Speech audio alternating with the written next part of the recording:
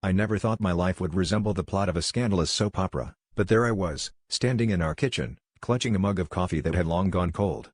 My husband, the man I had loved and trusted for years, casually announced that he had been seeing our nanny.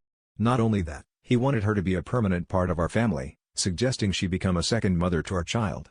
The audacity of his words was like a slap to my face, each syllable peeling away the layers of the life I thought we shared. Stunned into silence, I watched as he explained how their connection had grown. He painted a picture of love, describing secret rendezvous in our home while I was at work. The betrayal twisted like a knife in my gut. All those late nights he claimed to be working overtime, the whispered conversations I dismissed as work-related stress, they all made sickening sense now. The nanny, a woman I had trusted with the care of our child, stood there with tears in her eyes, nodding along as if this was the most reasonable proposal in the world. The room felt like it was closing in on me, a suffocating vacuum of disbelief.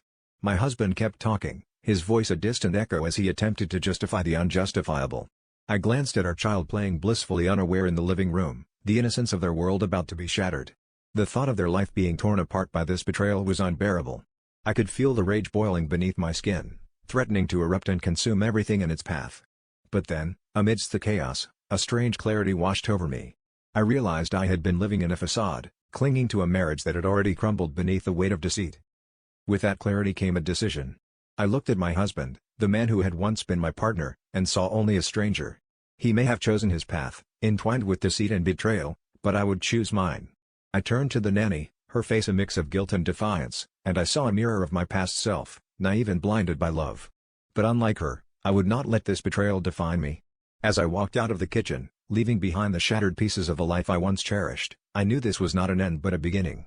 A chance to reclaim my story and write it anew, free from the shadows of a love that had never truly been.